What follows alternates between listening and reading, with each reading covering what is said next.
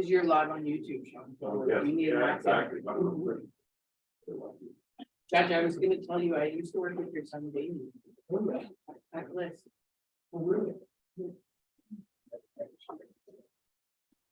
He was a great chef, though. Is he still working in the industry? Hi, can everybody hear okay? What about in the back? I'm right beside the microphone, so. I can hear Angela and we can see you all now. Thanks, Sarah. Sorry, can you repeat that, Miranda? Can you hear us? Yes, and I can hear Angela and we can see you all now. So perfect. Great, Really? great. Our volume's a little low on this side, so let's see if we can adjust that. Is there anything? There's no way. Oh, fair enough. We will just listen very close. Yes.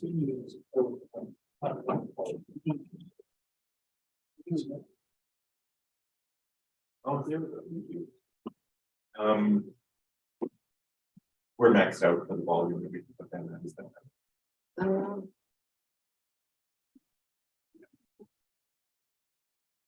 All right, so thank you everybody for coming out today and for for all of the dedication that everybody has put into reviewing these applications. I know that there's been a flurry of questions over the last 2 weeks that we'll want to do a brief overview of just to make sure that we have all the right information and that everybody feels confident in moving forward.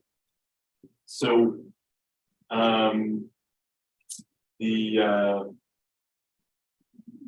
sorry, let me just begin by trying to pull up. Next. Yes. That would have been helpful, wouldn't it? If I had bothered to do that. I'm sorry. Okay, so we'll call the meeting to order at 4:39. Apologies for the delay. We'll begin with our land acknowledgement. So to start, I wish to acknowledge with respect that we are in the Office of Huron Treaty Territory. And the land on which we're gathered is the traditional territory of the Anishinaabe and known as Bawatang. Bawatang is the home of our Middle First Nation, Batchewana First Nation, and the historic Sault Ste. Métis Council. The next item on our agenda is the adoption of minutes. So just as a point of clarification, or kind of information, I guess, just a reminder to everybody that only those who were present at the previous meeting can move or second or vote on the minutes. Anybody who wasn't present wouldn't necessarily, you might have thought that's possible, but still, just people that were present. We're looking for. Is there a mover for the adoption of the minutes? Moved by Miranda, seconded by Larry. Great. Any discussion on the minutes in the previous meeting? Seeing none. We'll move on to the vote. All those in favor, please raise your hands. Motion carries.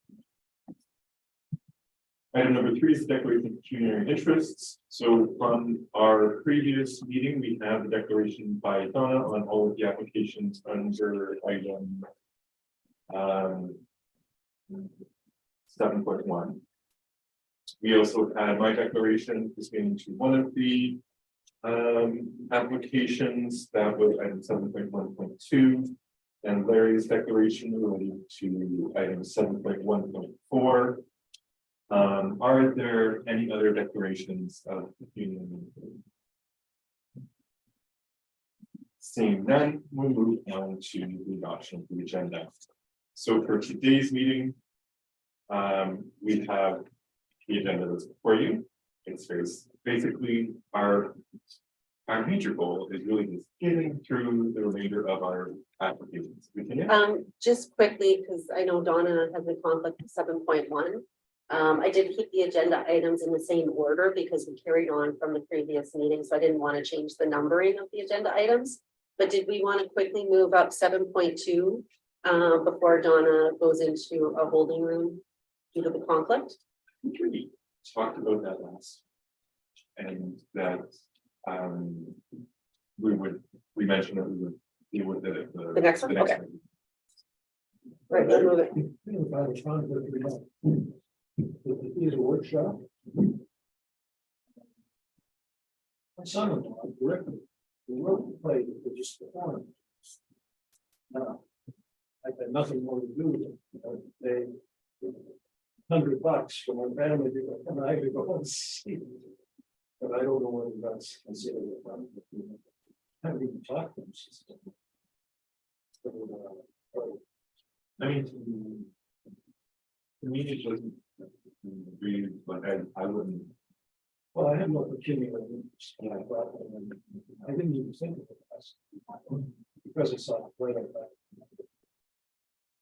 I just want to say that it's very garbled and I can't understand everything right now.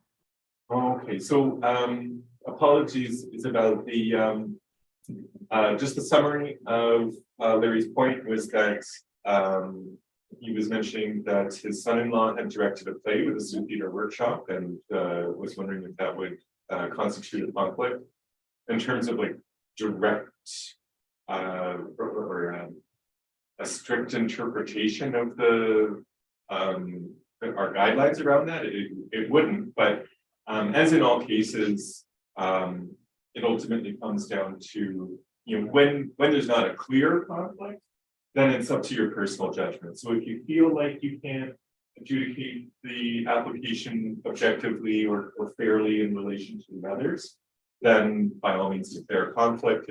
There's nothing saying that you have to weigh in on an application that you don't feel comfortable weighing in on. So I think that's up to personal interpretation then. Well, I'm going to carry it. So that's what I'm here for. You have no direct interest, no monetary interest. I don't even know what he does. Okay. And let's see. Any other declarations? No, okay. So we will hit up. Oh wait, we didn't adopt the agenda. Sorry, is there a mover? Moved by Miranda, seconded by Richard. Thank you both very much. Any discussion on the agenda? Seeing none. All those in favor, please raise your hand, or otherwise indicate. Great. Motion carries. And the next item is business arising. Oh, I think that we dealt with that at the last meeting. Is that correct? The motion related to the task force. On the public arts bucket? Yeah. Yes, okay, so that was resolved last meeting. Subcommittee updates, I'm assuming that I'm none. Didn't see any. So Are you on the agenda for the 19th? I'm not, sorry. Whoops. Well, that would help. I'm sorry. Yeah, so the first page of the agenda is shorter, so you will have to flip to the other agenda for the list of the organizations. Because we did it as a continuation without reattaching everything. Sorry. I'm trying to put everything in order, I'm sorry. Well, that explains why you had no idea what I was talking about, because it wasn't on the agenda. Sorry. All right, getting my bearings here again. We're on to business. So business arising. One thing that this is, I think, a good opportunity actually to address some of the questions that came in over the last since our last meeting or during our last meeting as well. So there are a number of points of clarification that I did want to offer after having checked in with our great staff here. So for those watching at home, a few questions were received by staff over the course of the last 2 weeks that they have dealt with.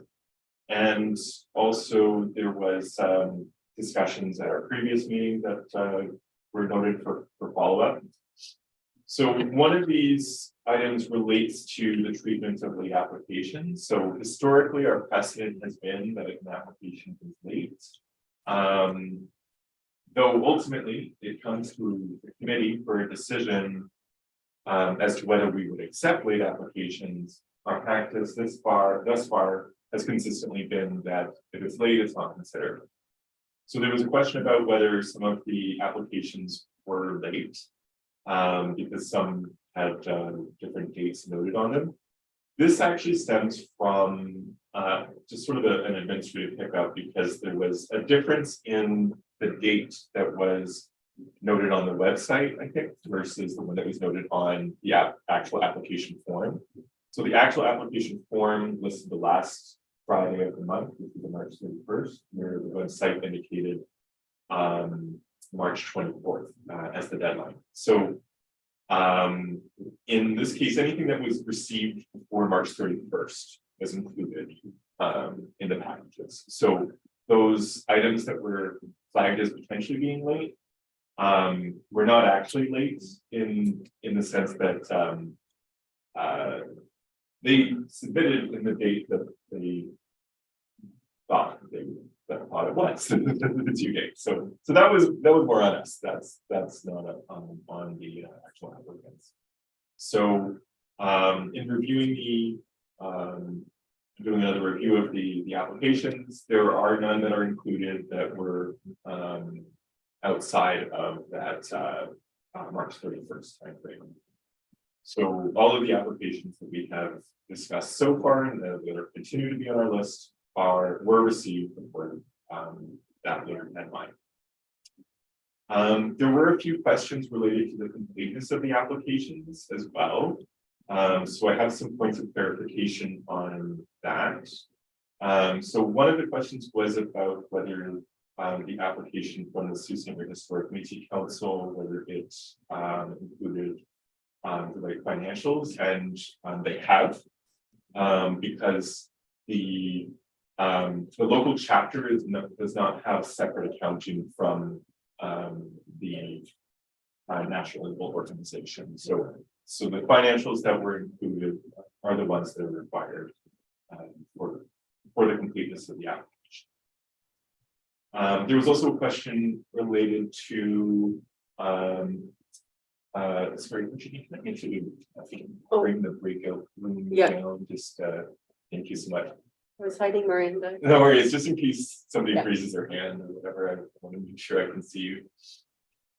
There was also a question regarding the Over the Rainbow application, about the sort of overview budget or the global budget for that group. So the budget, because this is actually an operating grant request, the budget for the project is the overall operating budget. So that is also complete application. There was also a question related to the Sault Symphony Orchestra's post-grant report. So that was submitted. The issue with the post-grant report was more of a formatting issue. So they had revised it to be in the standard form. So that was deemed by staff to be complete. And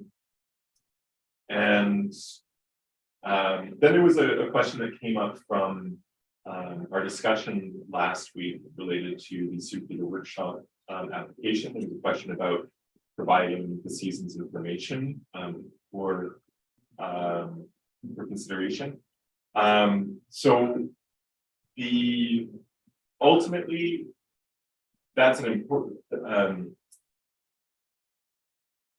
it's good that we didn't get far with that, because that's a case where things could have become a little blurry in terms of the fairness of the adjudication of the grants, because in that case, if we were to provide that additional information, that would be essentially giving that organization an opportunity that others have not had to add to their applications after the deadline.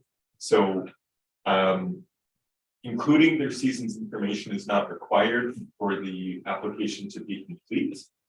But if you feel like it's insufficient to judge something like artistic merit, then you can reflect that in your scoring. But overall, it is complete in the sense of having the documentation that is necessary to come to the committee for adjudication.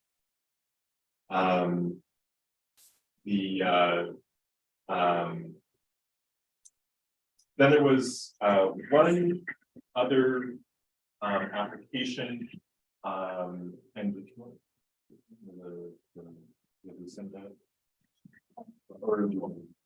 yeah. So then there was this last one. It's sort of a gray zone for us in terms of judging completeness, but I'll explain why. So essentially, the application from Lucinda Bradford Hash, all of the pieces were present in it, except for a signature, basically the signature of the applicant. So I guess that's a question for the committee. Do you consider this to be incomplete for lack of the signature? We do have correspondence from the individual that it is their intent to apply. My personal opinion is that it's more of a technicality. Like, it's not like omitting finances or a description of the project. It's really more of a yeah, to me, I don't think it's something that's missing in terms of being able to assess the criteria, but I open that for discussion. So it's not my decision to take, Larry. I agree with you. I think we could ask for a signature. If we decide to give some money, we could ask for a signature before it's given. Great. And the good news is we've already received it, so Great. yeah, so our files are here. Are there any other thoughts? No? Okay, so I wanted to be sure to cover all of those things, because I know that there was some well, overall, everybody on this committee needs to be confident that you have the information that you need, and that we're treating the applications fairly, and that all of the applicants have the same standard of expectations of applied to them, or at least that's applied equitably. I think that covers those questions in terms of business arising. Also, I just wanted to provide some clarifications on who can participate, especially for any viewers, because there you'll notice that there are some people who were present last week, or sorry, at the last meeting, who are not present this meeting, or those who were present this meeting who were not present at the last meeting. So all members of the committee can participate in the discussions and the adjudication of the grants. When we have these meetings that are sort of split up, our process is that you don't have to have the exact same composition. However, for those who submitted scores, or I shouldn't say whatever, those who submitted scores but were not present for the discussion still have their scores included, but those who did not submit scores, they can still participate in the discussion. But if you don't provide scores, you can't, adjust scores, obviously, right? So then that impacts your ability to impact the distribution of funding, because that is our primary mechanism for being able to distribute funds is our own scoring. So those who have submitted scores, they have been included in the overall averages that have been presented. And I just wanted to also clarify that, you know, if in the course of our discussions, your opinions change, you can change your scores. That is the purpose of the discussions, is that we all bring something unique from our histories and our perspectives to the adjudication of those applications. So it's natural that we might be influenced by the discussion, or we might encounter new information. So if you do begin to feel a different way about an application based on the discussion, you have the opportunity to adjust your score. But it is only through no one committee member can change another person's score. You know, if you feel like an application is rated too highly or too lowly, it's only through your own scores that it can be adjusted. Based on our established process. So what we do require is a minimum of 3 people that have both scored and participated in the discussions for any one application, right? If we have a situation where a bunch of people get essentially conflicted out and you only have 2 people left, then you need to find somebody else to weigh in, because we need at least 3. Are there any other questions before we move on to Larry? I'm gonna raise it again because I just touched on it last meeting. It's more towards the end, I don't know if we get there or not. But for example, the application by John Lorenzi, Manfields. He ticks off practicing professional arts. And after that, it says must have had at least 3 public exhibitions, displays, or performances in person or online in the last year. And I don't see any indication of that in the application. And you know, I've skipped over that before and not paid much attention to it. And I got thinking about it. Why would you ask that question? You might ask it because I can make an application to, you know, to play some kind of music. I've never touched a guitar or anything. You know? How do you know I am who I am? If I say I am, you know, maybe staff can say why that was added, but it says must. It doesn't say should.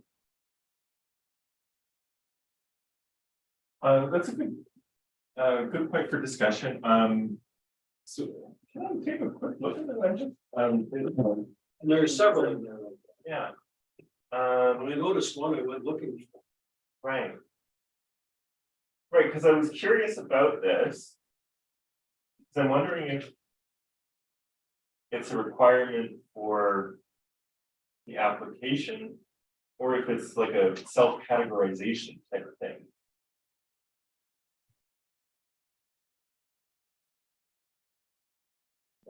There's also like 3 public exhibitions seem like high to me, because if you're a visual artist, like 3 exhibitions is a very productive year. I have no idea, but I lived in a world of mays and musts Yeah. and shalls, and you know, you go ding, ding, ding, Yeah, no, it's a really good point. and I wondered why. Yeah, I guess I'll defer to But I have a possible solution. sure, If it's meaningful, we can give a grant provisional on that, right. showing us what, you know, I don't care whether it's next year or 2 years or whatever. Right. It's showing them, you know, it's a bona fide group. Right. I don't want to be tough. I feel like I can't speak to it, but I think this was a decision of the committee in previous years as we were putting these applications together. Right. I see that it seems like a lot. It seems like a lot. And it is something that the committee, because there was a lot of time and back and forth that went with the application, with the whole granting process, right? Like all the guidelines, you know, those are minor adjustments that can be made as we go along for the next, you know what I mean, for the 2024 intake. Right. So if, you know, that's something that the committee does want to change, then we can look at changing it, but that was like, I don't have as much history, but I know, well, I have some of the history, but there was a lot of work that was done leading up to it. And then it kind of transitioned over. So I think it's just came out of all of those discussions and looking at other applications from other cities and. No, and that's a good point. I mean, I was here for that, and thank you for pointing it out, Larry, because you know, as you have, I had that thought, and I imagine it's something that's occurred to other people too. That 3 exhibitions is quite a lot for even a professional artist in a time. Exhibitions, so not performances even. So, Right. Yeah. Well, and there's a even- big difference between visual and, performing arts. Right. Performing arts, it may not be such a big thing, particularly if you're a band. Right. But if you're a serious visual artist, you might not even be able to produce that much anymore. Yeah. Yeah, because that would, assuming there would be unique exhibitions, I mean, that's a ton. Yeah, sorry, I'm getting a little off track here. But thank you for raising that. I see Miranda, then Isabel. Miranda? Thanks, Sean. Yeah, I was glad to hear Larry flag this last week. I think, or the week before, I think it's a good point. I was just looking at the Ontario Arts Council's definition of a professional artist for some context. I think it's specific but more broad. I'm just going to read it out quickly. The OAC defines a professional artist or arts professional as someone who has developed skills through training or practice, is recognized by artists working in the same artistic tradition, has a history of public presentation or publication, seeks payment for their work, and actively practices their art. Short breaks in artistic work history are acceptable. I suspect that with that criteria, that's something that we were trying to drive towards, but I think a more encompassing definition like this one might serve us better. Thank you, Miranda. And then Isabel? Yeah, I don't see where the CV is. That's where I would go to see the history of performance, and I don't see it anywhere. Does anyone know where it is? Like, I see that in the application you must submit your CV, and I do not see it. Where is it? That is, I guess I would defer to, well, I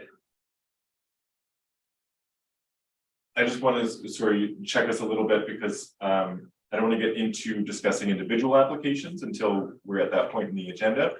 But I guess the larger question is this checkbox, is it a requirement for the completeness of an application? And if so, is the criteria, I guess some questions about the fairness of the criteria have been flagged. I don't know if I'm allowed to speak to this, but Yeah. even if we're taking into consideration last year with COVID, Mhm. I don't think it's reasonable to expect any individual artist to have exhibited anything 3 times last year. Right. So that's another piece for this as well. That's- I don't want to suggest and limit this process for that reason, but it's something we should be considering. I think. That's a good point, Larry. But a CV would allow you to answer the question, Absolutely. the history, you can infer, and in fact, for some of these, you can infer. That, the real deal. And I'm sorry for not making eye contact with you. I'm just looking up the files here. Just to see if this is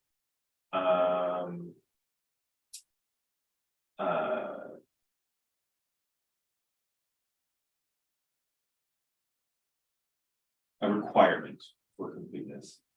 It says for unincorporated arts, culture, or heritage organizations / collectives and individual practicing professional artists, please include the following as attachments formatted as described in the application process section of the ACAP guidelines. So artist CV or resume or bio. So either of these would be acceptable. Or end documentation / support material for past projects that would demonstrate the applicant's ability to successfully undertake and complete the project.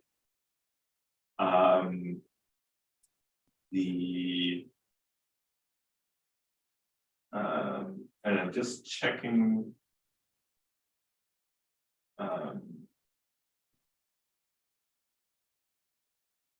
But you just read the last phrase. Submit something that shows your ability to undertake the project. Mhm. That's really the heart of this. That's the reason for all of the CV, the last 3 exhibitions or whatever. Mhm.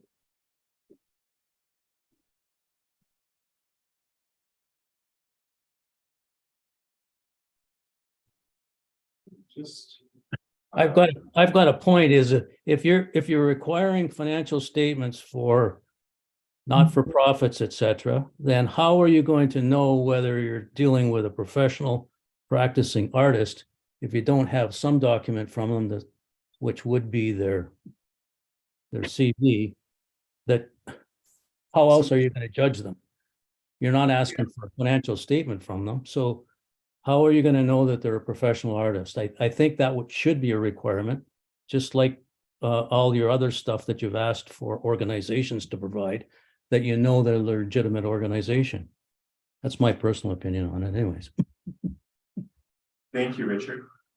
Just looking at the application checklist. So I think this we can rely on as sort of the definitive guide to determining what is completeness for an application. Now, you might not like what somebody has submitted, or might not think that it's adequate, and then you can score them accordingly. But whether it is complete, I think hinges on the checklist here. So for individual artists or unincorporated arts, culture, and heritage organizations, we have some options. There's either an artist CV or a resume or a bio. So if they have included any one of those 3, then it would be part of the completeness. If they haven't, then we would indicate that it is incomplete. Also, documentation or support material of the past projects that would demonstrate the applicant's ability to successfully undertake and complete the project. The ACAP application project plan template, the marketing plan where applicable. Some projects are, this is not applicable, but where it is. And the ACAP or other city cultural financial assistance program final report where applicable.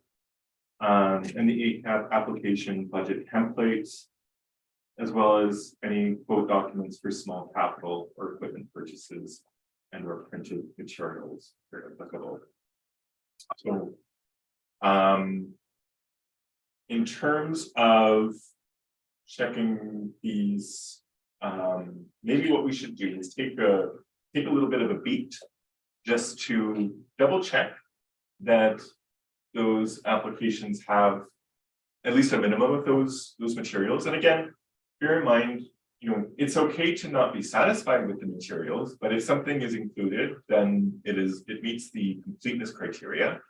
And you can still adjust your scores accordingly. So we'll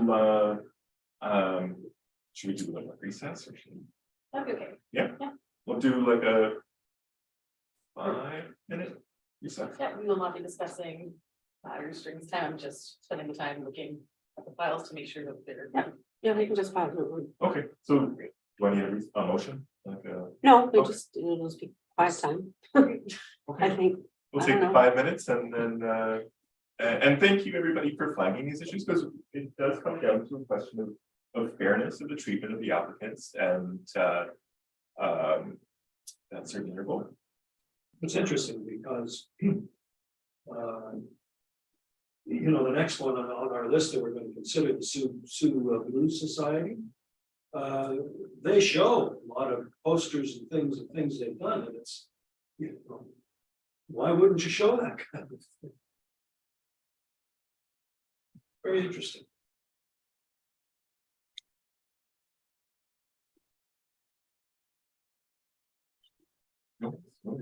Didn't we tell? So we're taking 5 minutes? Yeah, Yes, if please. you need to like grab a Okay. coffee or a drink or something, this is a good time to do so. Yeah, so formally we are recessed for at least 5 minutes. you can step away.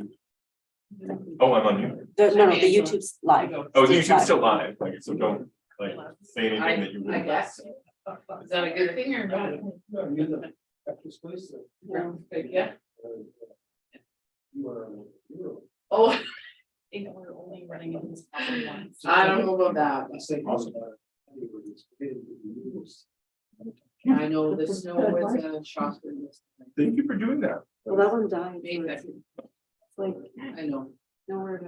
and it's funny because we've had those two beautiful days where, I was in shorts and my daughter wearing a dress and now today it's snowed again.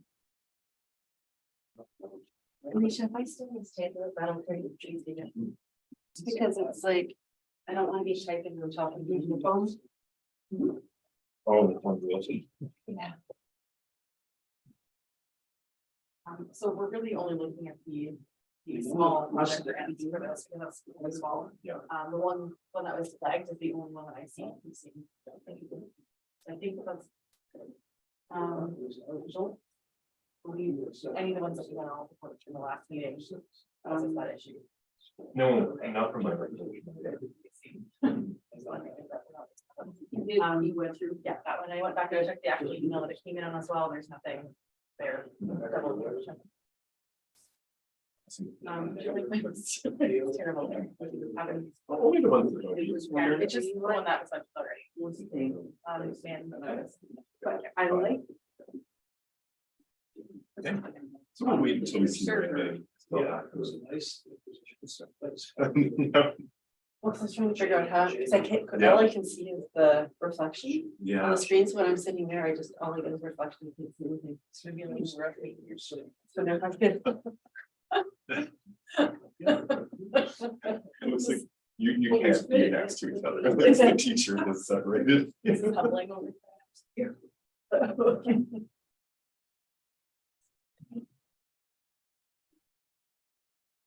I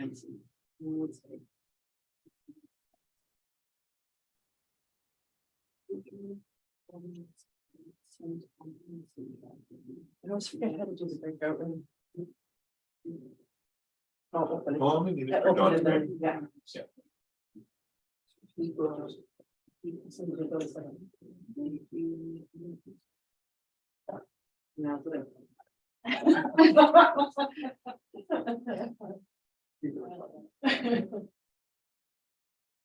It's interesting. You know,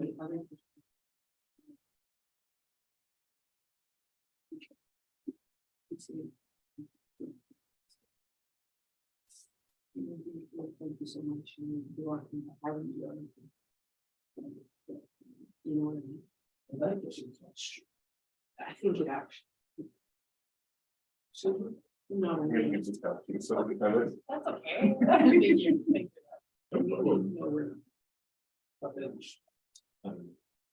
you. Rick? I'm fine. So Okay, we dealt with over the rainbow, right? Yes. I can't remember, sorry. Yeah. Yeah, and Suki would chime. I went, I think we finished. I think we finished. We did our projects, which we did. we stopped at Friends of. Menza, okay. Thank you. Very nice. Is everybody, I think we're all back? Except for Richard Oh. and Miranda. Oh, Miranda's oh, there. Miranda's back. Hello. So just Richard and then we'll waiting go. for Richard.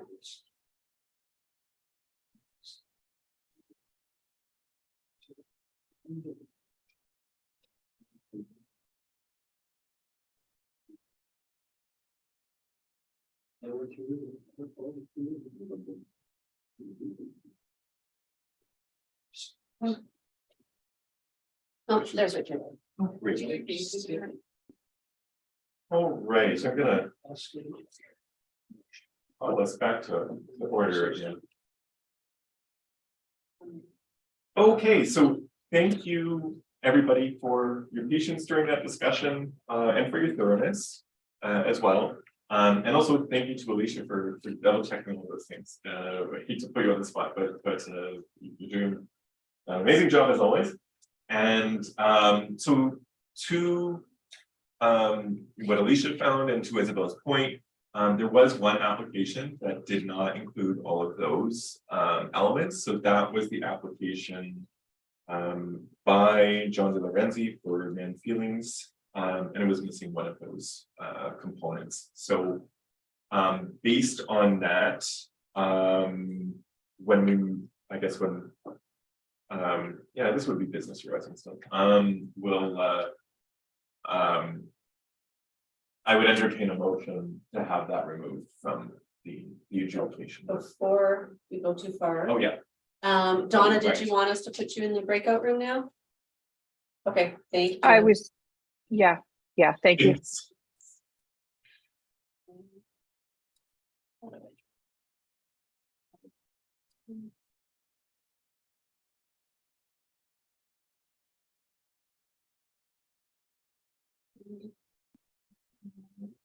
Did you get the, oh, and Donna got the invite, all right, Great.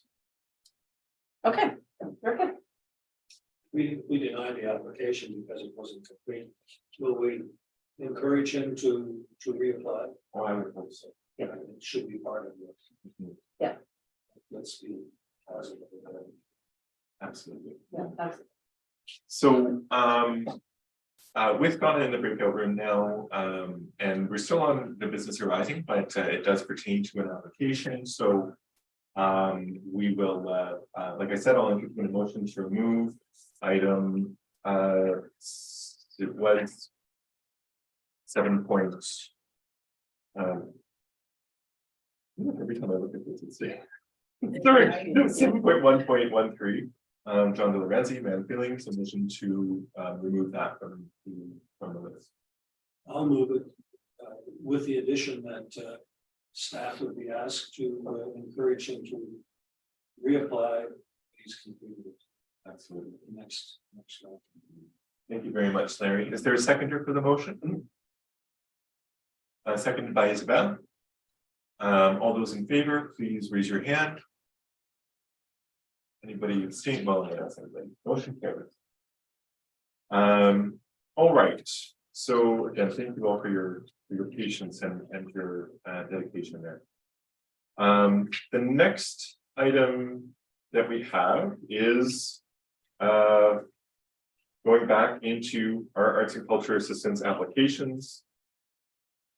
We will be picking up where we left off, which was item 7.1.6 of the application of the Friends of the Ermitinger Third National Historic Site, Fall Rendezvous and Heritage Festival 2023. For the background of anybody that wasn't at the previous meeting, we initially started in our previous practice of taking turns with each person beginning by providing a bit of a synopsis of the application, and then we go around the table with any additional comments, questions, or concerns that anybody might have related to an application. And then after discussion of each, we have the opportunity to revise our scores based on the discussion. If there are no revisions, we move on to the next application. What we ended up doing after running through a few things, we decided that it was just more streamlined if I provide as chair a brief summary, and then we can go around, just because some people were just comfortable as it's a new process and all that sort of stuff. So I'm fine to keep doing that if others are fine to do that as well.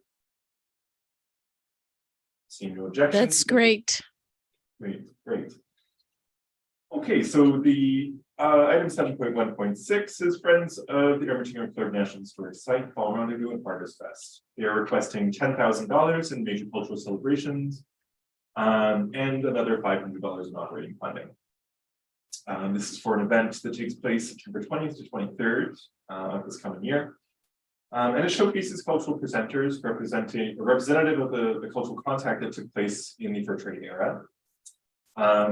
This year includes the usual historical reenactments, but also the construction of a birch bark canoe on location, as well as French and potentially Ojibwe language presentations and interpreting.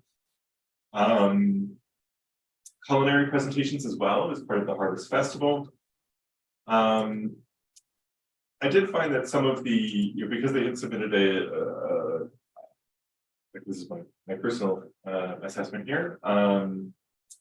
Actually, you know what, I'll keep it just to the summary and just review it and roll it up. They're expecting an audience of around 2,500 people. And are working closely with local tourism organizations, including Algonquin Country and Destination North Ontario.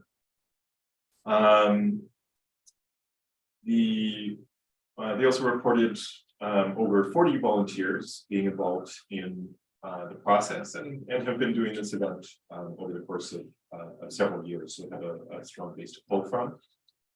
The funding that is requested would be to target advertising to Upper Michigan and other Northern Ontario communities, cover insurance and historic weapons, as well as the canoe building and artist fees and accommodations for out-of-town presenters.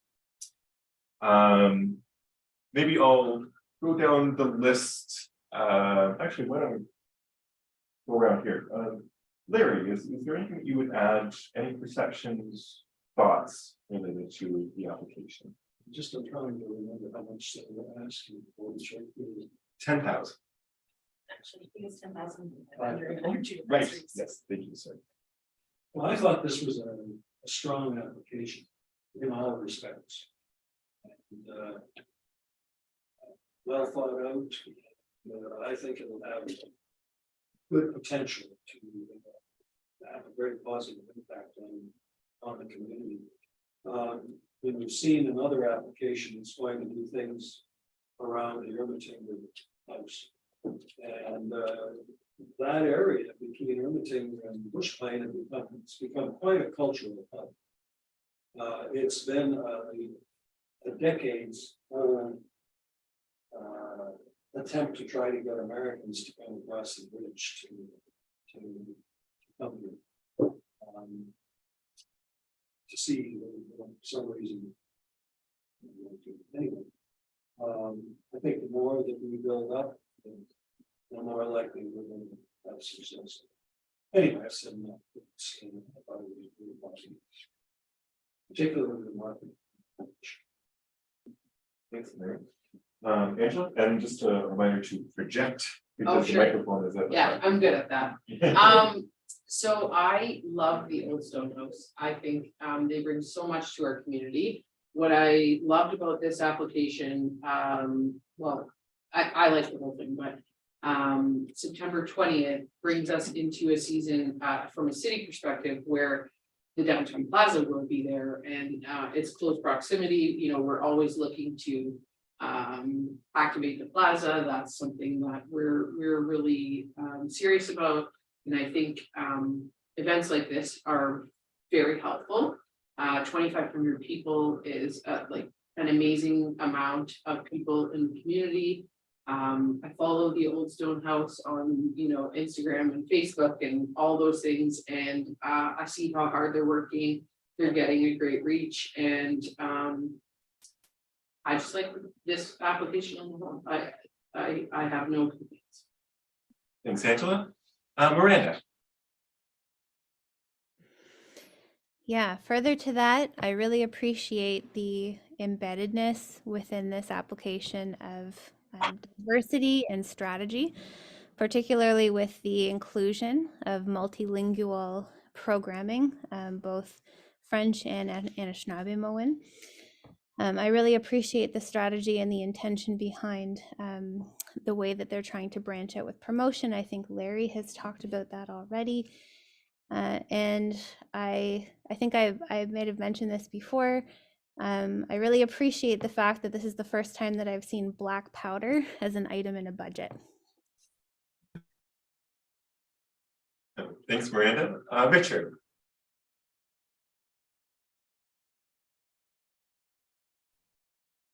Actually, Miranda, that was going to be my comment because I know I hear it every year when I go down to the Bush Plain. So that is quite a, how would I say, quite a statement that happens. So I think it probably does attract people going by, or hopefully it does. And anyways, I think it's a good program. Thanks, Richard. Isabel. Yeah, I have nothing to add. It's wonderful. Great. Any adjustments? I have a question. The Ermitinger House is a line item budget. It's a line item budget for the city, doesn't it? It does. The Friends of Ermitinger are a separate nonprofit organization, Okay, but so they're it independent. is not going to be regarded as indirect funding by means that you couldn't get direct. I don't think so. Yeah, because the, I just asked the question. no, it's a good question to ask, especially for anybody watching on the live feed who might not be familiar with these distinctions. Same goes for instance, Friends of the Library organizations. They can apply for funding to do activities at libraries that are not library funded. Right? So it's not their purpose for existing. They just have that sort of connection to those sites that are otherwise sort of separate institutions. I thought I should raise it, because that might be in the minds of other, groups and so on. But the way I look at it is that if they're prepared to take the gain and they're prepared to take the hit if it's not successful, I don't see any reason why it shouldn't.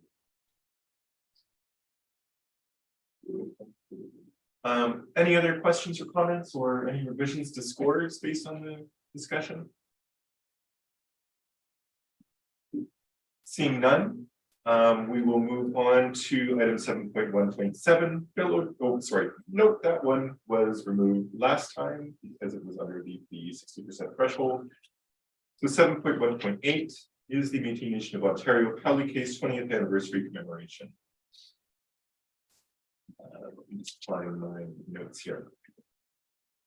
So this is a request for $20,000 to celebrate the 20th anniversary of the Cowley decision by the Supreme Court of Canada, which recognized Indigenous rights of Métis peoples.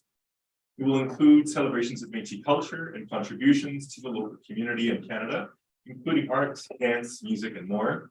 And we'll bring over 400 Métis leaders and academics to Sault Ste. Marie as part of the celebration. The discussion of impact in the application focuses on local Métis community, more so than the event per se, but there is still an emphasis on the importance of the commemoration to the community for showcasing Métis arts and culture in particular. It also speaks to a contribution to reconciliation and an important aspect of local identity and history. The marketing plan was sorry, I have my notes, my personal notes mixed up with my summary notes here. I guess I'll just show them at the same time. So it said the marketing plan is a little short on specifics, but this is mitigated by the fact that the MNO has access to a professional communications department to assist with event promotion, which is a strong benefit in the overall potential success of the event, as well as frequent communication with its membership of citizens, as well as strong evidence of past media coverage of previous relevant endeavors. And the project budget is also included. We'll go maybe in reverse order this time. So Isabel, is there anything that you would add or questions, comments, concerns related to everything looks good to me. In general, in looking at these applications, I tend to go towards the underrepresented voices, and I feel that there's a lot to be done with the Métis Nation, and to really bring it to the center. We need to know more about it, and so I totally endorse it and totally support it. Thanks, Isabel. Richard. I've got no comments on that particular one. Thanks, Richard. Miranda? Oh. Oh, sorry, did you have a point? Actually, I think that was one of the application or the application in there. And how would I say this is nothing with the application, but in the application, they got a little political, and I don't think when you're applying for funding that you need to be political on some of these things, so. I'll just make that comment. Thanks, Richard. Miranda? I thought it was a really well organized and well written application that speaks. It speaks and shares a lot of context about the Métis Nation and the history that they're celebrating and what they are working through. I have also made a note for myself on this application that quite a lot of the money that they've requested is going to artist fees and fees for the cultural practitioners who are going to be involved, as opposed to overhead, which I think is really, I mean, I am supportive of funding overhead costs, but I think it's really wonderful to see money being shared across so many artists and cultural workers. Thanks, Miranda. Angela? Yeah, I am with you on that 100%. I'm always happy to see Indigenous folks and really any minority folks being paid for their work and their efforts. So that was much appreciated here, and I'm supportive of the Métis Nation and of this application. Thanks, Angela. Larry? Yeah, I think this is an important application. How do I put this? I think Sault Ste. Marie was one of the most important Indigenous centers in North America, because of the location of the rapids and the things that went on around it, even before the arrival of Europeans. You know, we sit on the oldest highway in North America. We're looking at it. And the Métis Nation, this is one of the cradles of the Métis Nation. And I think as a community, we should be making more of that, recognizing, promoting it. And the Métis people, they have felt marginalized. The Powley decision is a real land. So I think it's an important application. I thought it was well enough done. I think it's thin on the financial side. I don't know if this is a budget. I don't see any financial statement. That was the only thing that I didn't know whether it met the standards that we require. And just a point of clarification, so the financials that were provided were for the MNO, the larger Métis Nation of Ontario. The reason for that was that the chapters are not, they don't carry their own funds. So that was why. So it met the completeness criteria, but that's why. But do you know what this project is going to cost locally? Oh, in the project budget, it I think it's almost happened. Very large. Maybe it's not in that. I think it's in the, check the project budget, not the statement.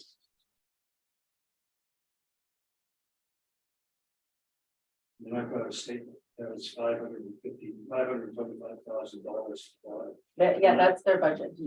And then there, if you look at the bottom, the rest, if we go through the criteria, it shows which ones are covered by other groups or funded through MNO, other sources, and then at the bottom, they're just looking for the cultural fees. So the last section, I think, is what they're asking ACAP for.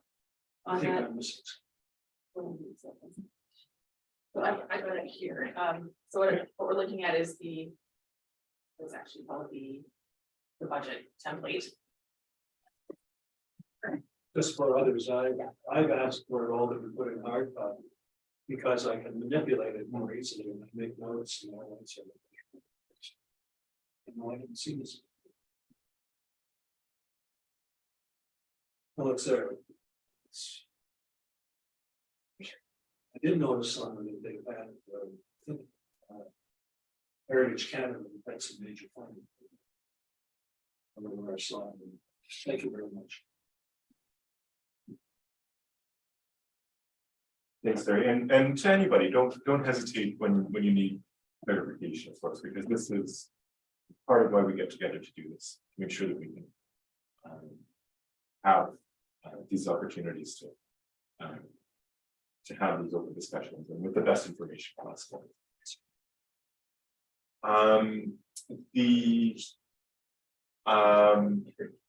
I think that's everybody.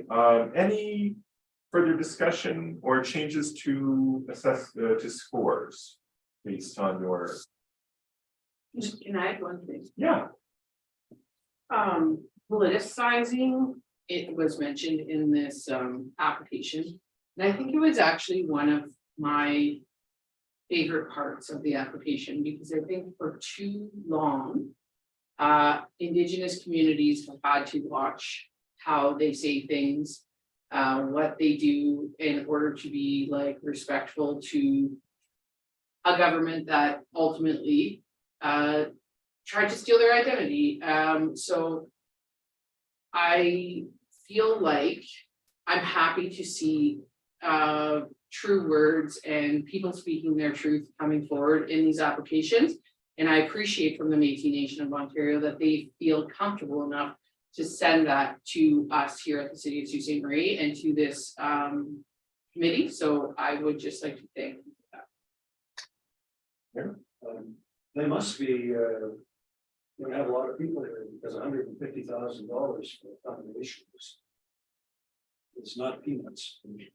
And so that'll be a real influx into the city. They don't raise the economic impact that's gonna have just on our merchants and restaurants and all that sort of thing. But it's the politicization thing. Well, the fact that they are the Métis Nation is political. You know, Louis Riel just about drove John A. Macdonald crazy. And it's because of him. And it's because of Riel and Macdonald's reaction that Macdonald and for years did not trust any Indigenous person.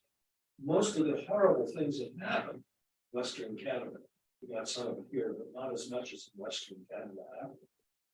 I mean, at Riel's trial, it was only at the last minute that they were able that McDonald's aides were able to persuade him not to sit on the bench with the judge who he selected as a hanging judge. I mean, that's a little nugget in history that you don't hear on there.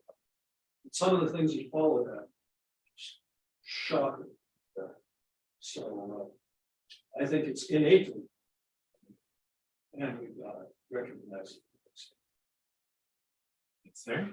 That's for me. Are there any other comments or maybe we'll move on to the any adjustments of scores?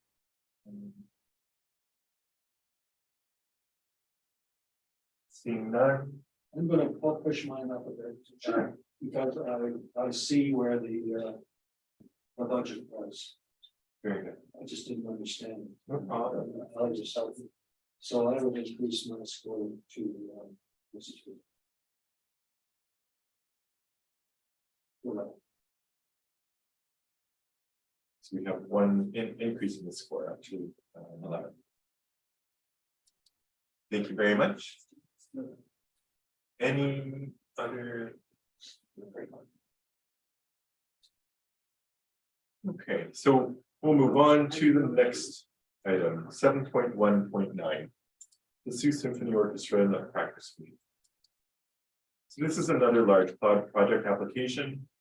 The Sault Symphony Orchestra is seeking $10,000 to present Tchaikovsky's Nutcracker by the Jürgen Ballet, with backdrops developed with a collaboration with Michael Canadian Art Gallery.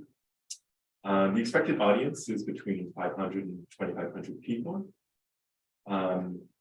The project milestones, in my mind, were clear, made sense, are well spaced. though the marketing plan I thought was a little light on specifics, just sort of listing different sources of marketing. Ultimately, I felt that the Sault Symphony Orchestra has demonstrated a remarkable financial turnaround from only a few years ago.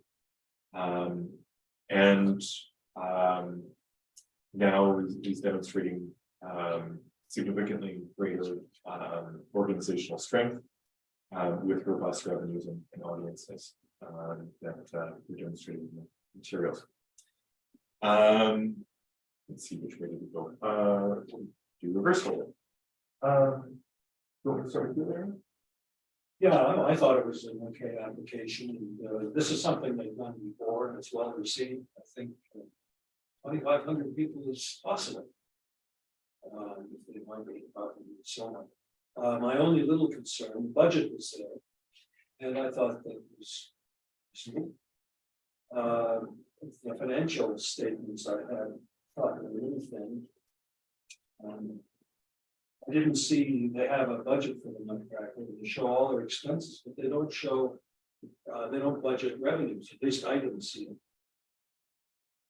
And that's kind of important. And that's been one of the areas they've had trouble with. They're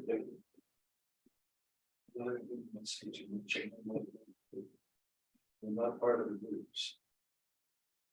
Anything to do that?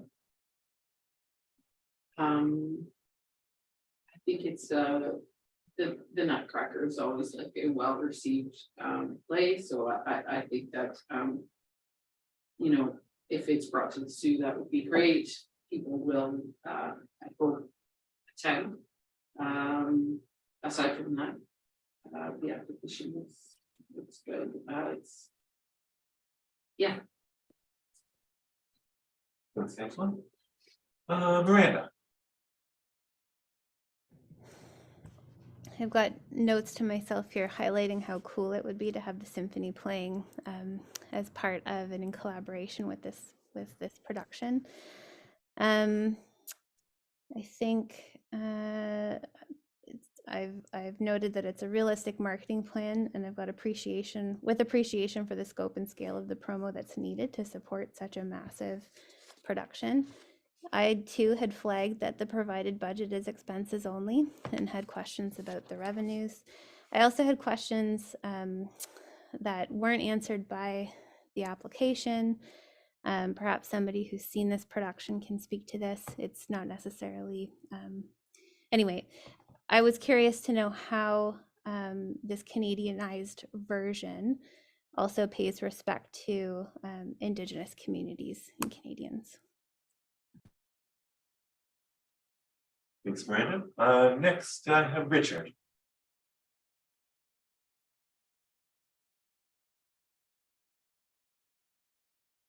All right, I was flipping through to see about the expenses. I again, I don't have anything on that particular one, but I would make a comment is on the general applications, I've now heard, I think, marketing plan has come out about 3 times in the various things. So maybe we want to consider providing at some point in time some marketing expertise of the city to these various programs as we go forward, because if we're attempting to create world-class, for lack of a better word, venues for people to come to, we need to market it outside of Sault Ste. Marie to bring people in. So I just throw that out there as a thought process. Thanks, Richard. Isabel? Yeah, I think to me, it's been done too many times and I'm just used to, it's just meh for me. Fair enough. Are there any revisions to scores based on the discussion or any further comments?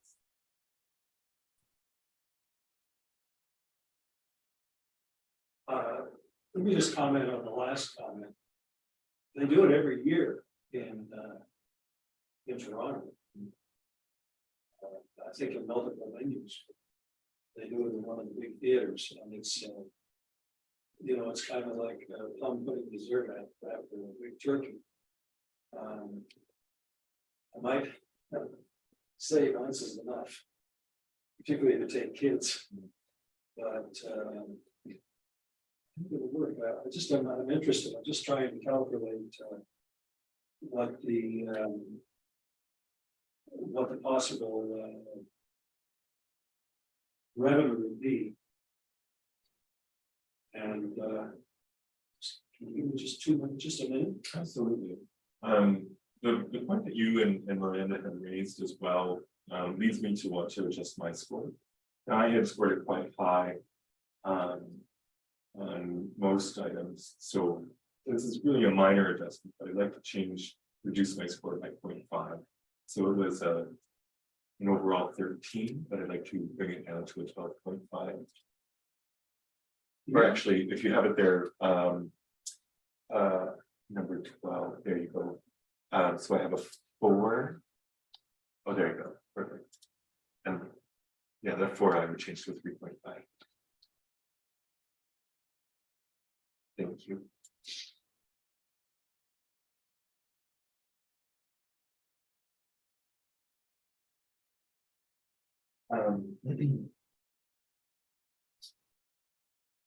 Any other comments or questions? How many performances do they suggest they're going to make? Do they tell you? I don't remember seeing that.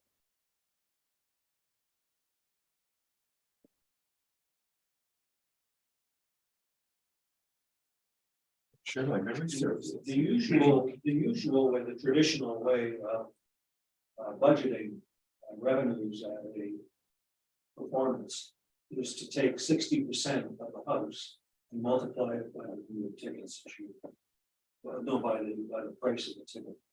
So when I take 60% of 950, I presume they're going to do the theater center. The GFL is too big. And I just pick $40. I may be low. That comes to $23,240. And their budget is 67,000. 350. I don't know where they are getting.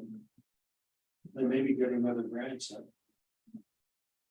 Just to answer your question, I think there's only one performance planned for December 16th. That's true. So,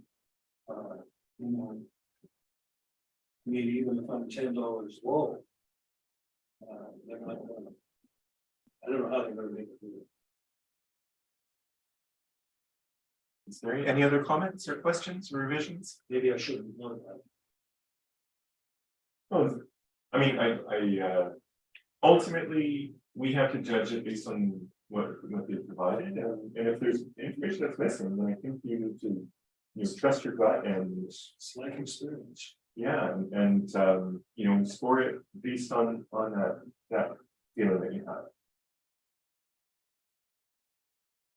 Anyway, with me, they got 9, even though I only gave them 1 on the financial health and liability. So that makes them happy. Right, any other comments or questions? Seeing none, we'll move on to our small projects. Yes. So item 7.1.10 is Nicole Dibel's 2023 concert series. So they are requesting $2,900 for a concert series featuring paid performances for local and touring bands, consisting of five live shows at various venues in downtown Sault Ste. Marie. This also includes youth volunteers and pay what you can options for greater accessibility to a wider range of incomes. And they are projecting audiences that range from 100 to 500 people, including about 20 artists, 10 volunteers, and up to 40 vendors or nonprofit organizations cabling at their events. The marketing plan includes press releases, social media promotion, and physical posters and flyers. And all of the all of the funds that are requested from the Arts and Cultural Assistance Program are designated to go to artists. So 1,000 of that is earmarked for local artists and 1,500 for touring artists. This particular applicant has a long record of experience in do-it-yourself or DIY arts and culture presenting and promotion. That is my summary. So we'll go in reverse order. Again, we'll start with Isabel. Okay, I took notes on that one because it's important that I say it right. I think Nicole represents an alternative voice to what's been done traditionally here in Bawating. There's a great amount of grassroots events, shows, small artist-run exhibition places in Sault Ste. Marie right now that have been doing fantastic and miraculous activities, clinging to small grants, small revenues. And if it wasn't for places like the places that they have created, was the Gore Street Cafe, the Dryer Fire, the Fishbowl Festival, where someone like me, for example, had a place to show their work for the first time at the Gore Street Cafe. If it wasn't for things like what Nicole is doing, we wouldn't have the diversity that we have thanks to them. So other examples of that diversity in arts practices and venues is the Drawing Club on Bruce Street, Galerie Saint-Cloud that I run, the Arts Hub on Spring. So there are a lot of grassroots and down to the street level people that are working really hard in this city, and I think that we should give them the support that they need. Thanks, Isabel. Richard.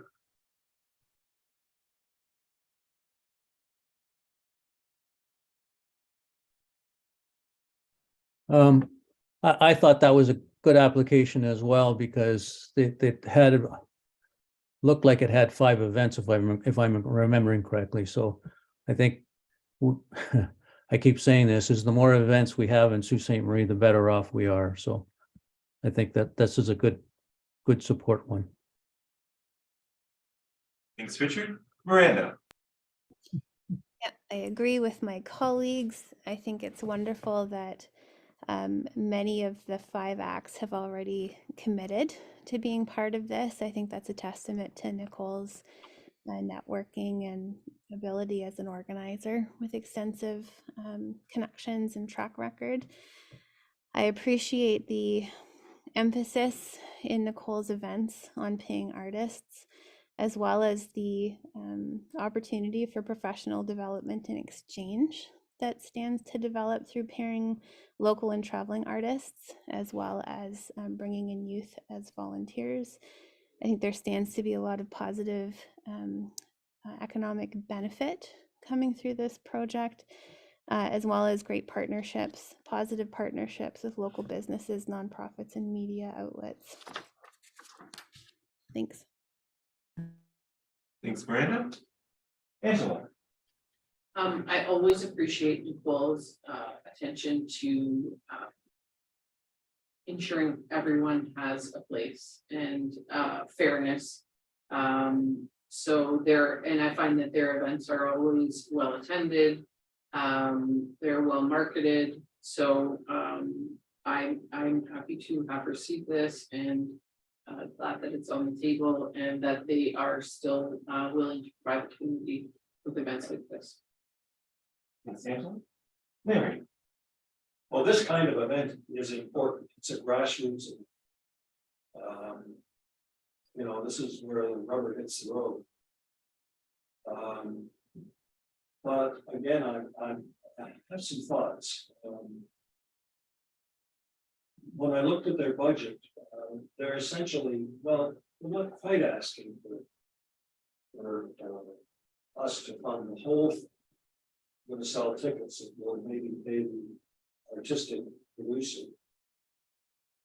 Maybe, I don't know. We're gonna try crowdfunding.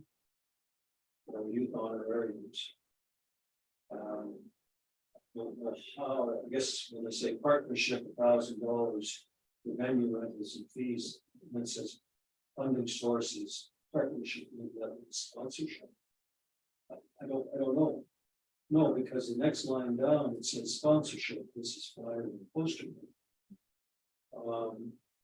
If they're having 5 events, they're gonna pay the local artists $200 each. And touring artists, $300 each. I know we've talked about whether we're paying people, paying the artists appropriately. Boy, nobody's gonna get rich on $300 a night.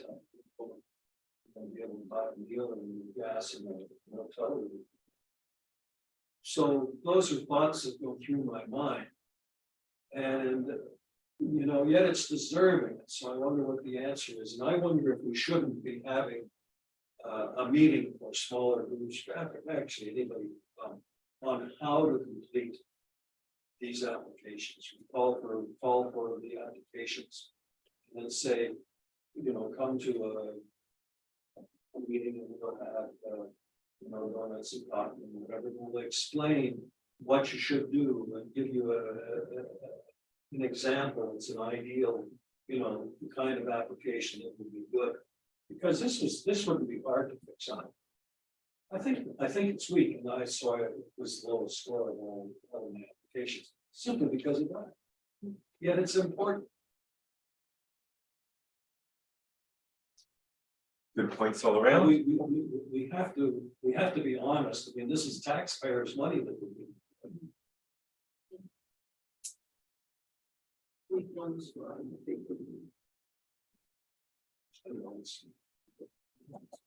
And thanks to everybody for your consideration here.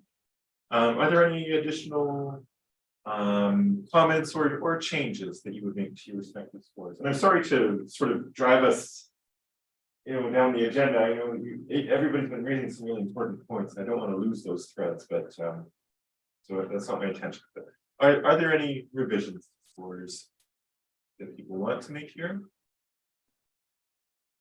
Seeing none. But I will just say there, I think those are really important points that we should be diving into, especially with the cultural forum. It should be the cornerstone of that. We've got a lot of, I mean, this is the first application, I think. To us. Oh, yes. And I sense from other applications that people really gonna, it's a complicated application. You know, you can get money from the Trillium Foundation almost for asking for it. I wish it were that easy.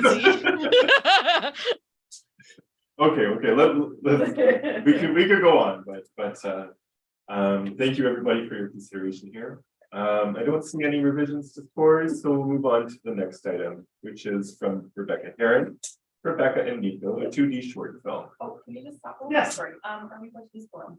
Oh, Oh, are we? okay. How many do we have? Well, we have. Just double checking. 1, 2. Yeah, that's And then Donna. 3, 4, 5, 6. Do you want me to stay until Donna's not laughing? No, we still have quorum, because Okay. Donna's in regular, so we're okay. Okay, perfect. Yeah.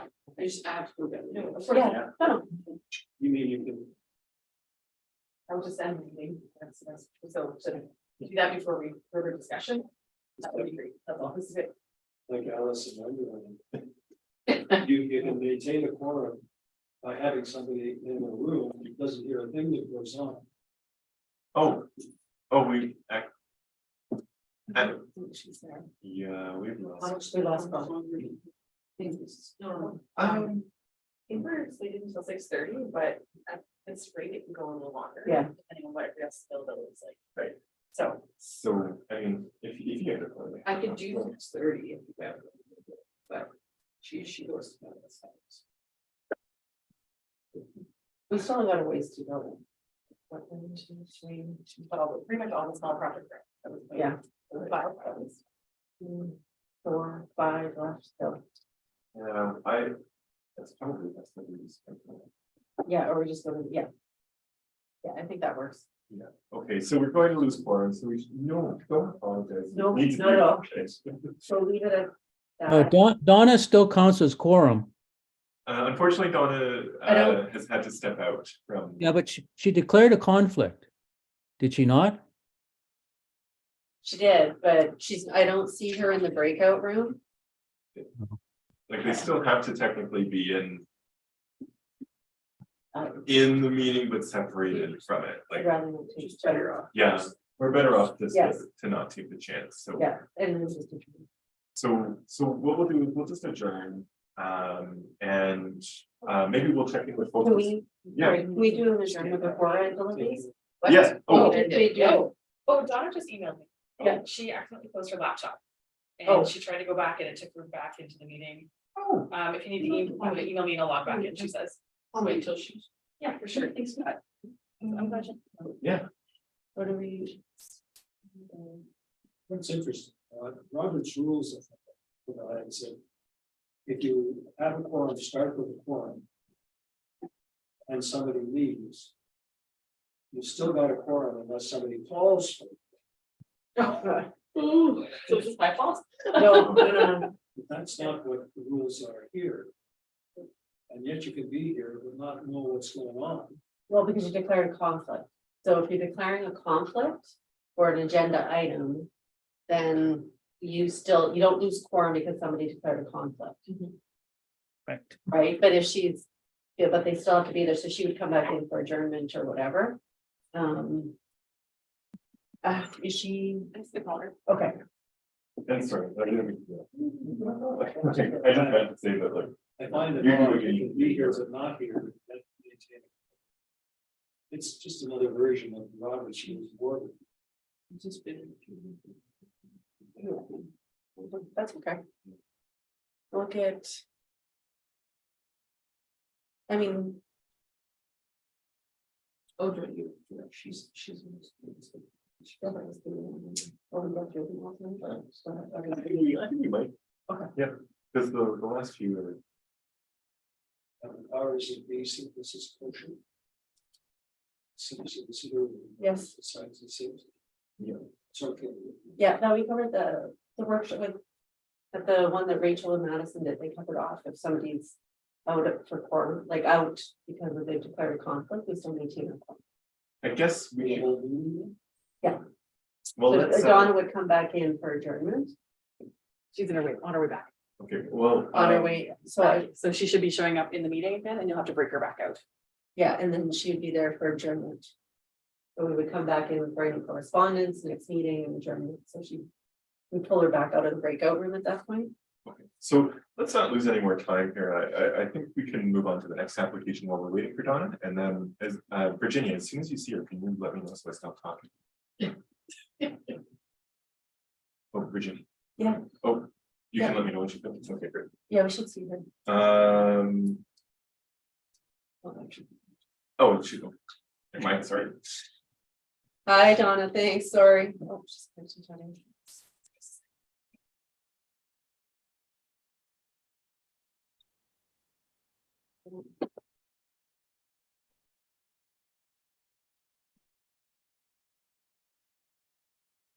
Hi, Donna, you can hear us okay? We'll move you back out of the breakout room when we get into agenda item 8, okay?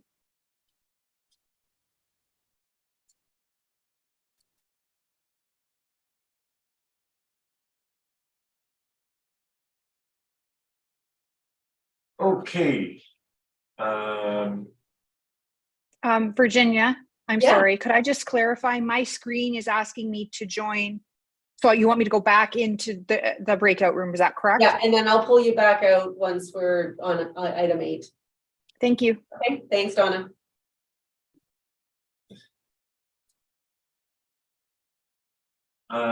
Thanks, everybody. Okay, so item number 7.1.11 is Rebecca Heron for Rebecca and Nico. They're requesting $2,950 for a 2D animated film. This is an applicant who is a self-described mixed-race Latina filmmaker with 10 years of experience in the film and TV industry, and with a focus on inspiring positive social change. Becca and Nico is an animated short focused on Becca and her dog Nico, who went to visit cousins in Sault Ste. Marie in their Airstream trailer from BC. This applicant has received OAC funding and has a plan to enter the short in regional film festivals in Northern Ontario and Eastern Ontario, as well as collaborate with local presenters. The production would also rely on local production and animation talent. They've identified a diverse team, and the Arts and Culture Assistance Program funds will go specifically to artist fees for the director / writer and actors. The applicant has a long record of writing production with features on BBC and APTN. And I have to say, I was personally quite impressed with the amount of support material that they provided, and I think that it was a sign of the kinds of support material we want to see from applicants in terms of the demonstration of their artistic practice. So I thought that warranted singling out. Is there anything, we'll go down our list again. Larry, anything that you would add? Again, there's no budget, real budget for revenues. We're not being asked for a lot of money, $2,950. And I think it's a very interesting project. A lot of filming. Quite interesting. They're looking obviously to the Ontario Arts Council for a lot of grants, but they don't say whether they've gotten them or where all that stands. So right now, we're the only skin in the game as far as we can see from this. But that's significant, but it caused me to mark it down. Financial impacts. Great. Miranda. I want to take another look at some further notes after this share, specifically about the budget. But I will say I appreciate the aspirations expressed in this application to enter both into the film festival circuit, taking this outside of the Soo, but also their interest in connecting to things that are happening within the city. So the Fringe Festival and the Over the Rainbow series. I appreciate in this project the willingness and the desire to develop the artist's own skills, but also those of various others around them working on this project. So it really points to a nurturing learning and working situation.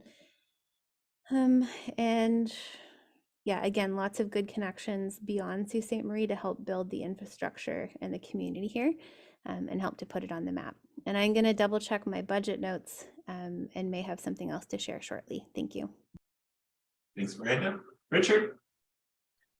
I mean, Sault Ste. Marie is really trying to develop its film industry. So, I mean, this should be a project that we should get behind. So I will say that. But I have a question, I guess, may go to Virginia, is once we approve a grant, do we just write the check, or are we waiting for some sort of go ahead that the project is a go?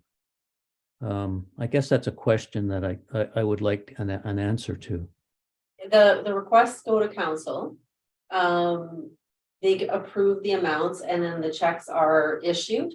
In the past, if grant applicants weren't able to fulfill their commitment, they've reached out. We have in the past had somebody request an adjustment, which was then brought to the committee for approval, or then or in the past, we actually did have a recipient have to return the money due to unforeseen circumstances. So that's also comes out with the post-grant reports, and they generally do follow up if there is a change to their plans with us. Okay. Thanks, Virginia. Isabel. Yeah, I'd like to revise my scoring to a 3 for artistic merit.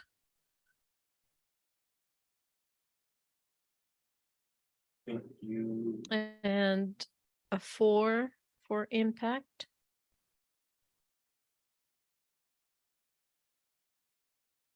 Okay, I already have a 3 there, a 4 for impact.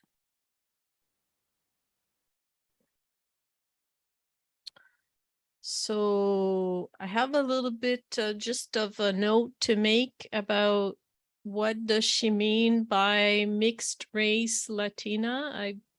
That was a strange wording to me, but that's the way that she describes herself. So that's fine. It's just strange wording for me. I find her work fantastic. I have seen some of her work. She's really driven and she's growing the Sioux film community. She has big grants going, I know that. And I like the hiring of a production team that makes note to hire diverse folks, non-binary and BIPOC. The only thing is that I love filmmaking. It's fantastic, but I think that we have people here that are so underrepresented that I feel that it's more important to me right now that they be funded. So I've made a decision to give a lower score. And that's the only reason. Thank you, Isabel. Any other comments or changes? Larry? I have a follow-up to Richard's question. When this goes to council, what's put before council? Do they don't surely get all this material? No, they don't get all of these materials. They do have access and notification, so they do have the ability to look at these agenda packages. Because we do notify them about the meeting and that they're on the corporate calendar if they're interested. They get a summary with the amounts or with information, with the recommended amounts from the committee. So, that we haven't had any issues in the past where council hasn't taken a recommendation from the committee. So they're generally just the committee's recommendations are largely accepted, not just on the basis of recommendations. Mhm. I would expect there might be a couple of questions here, but otherwise. Yeah, that's correct. Yes, sometimes there's questions, but generally they're supporting the committee's decision because they do know how much time goes into the evaluation by the committee. But this would be enough to drive somebody not to run for council and all the other stuff that happens. Any other revisions to scores? Seeing none, we'll move on to item 7.1.12, which is Dustin Goodall for the project Pointless.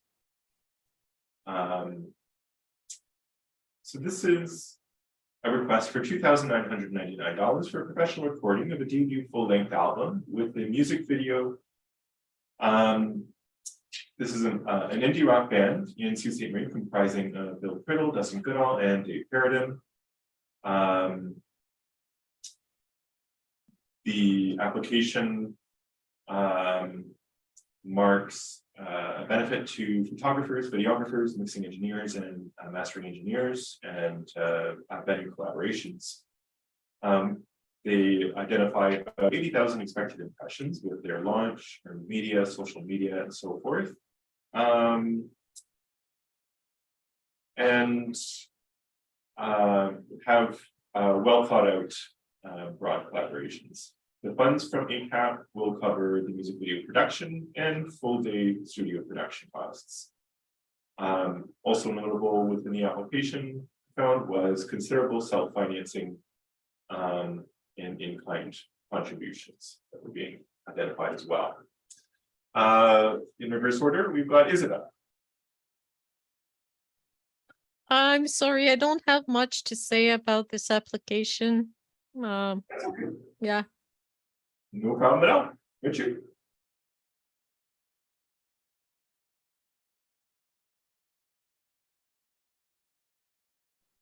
I was scrolling through again. I don't have anything on this one either. All right, Miranda. Nothing to add beyond your summary, Sean, but I will say it was very nice to have an opportunity to listen to the sample. It helped the words to come off the page for me and to be able to put this into perspective. Yeah. Thanks, Miranda. Larry? I thought it was a good application. I was particularly pleased that they're funding, they're funding a lot of it themselves. A lot of these fellows in this organization, this group, are the real deal. They've been in this industry for a long time.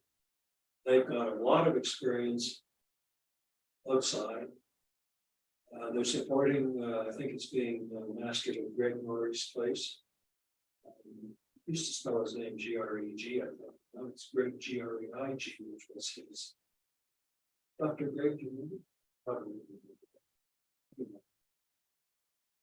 That was a kind of so we're supporting some reporting. You know, I mean, these fellows are at a level where they could have a big hit. And then people are going to want to come to Sault Ste. Marie to do some recording. So I thought this. Thanks, Larry. Any revisions to scores? Can I see my scores, please?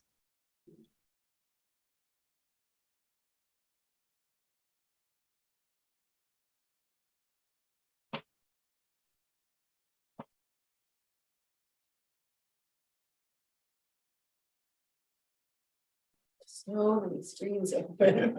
You're right here. Oh, do you want the breakdown of them? Could I give it a 10, please? Well, can you? And this, by the way, supports the conservatory because that's where the Murray recording goes on in the loft.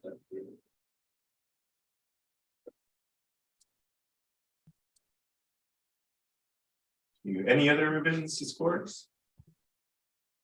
No, but that one, I forgot, that one goes again, back to Larry's point on marketing. There's no marketing plan for that particular project.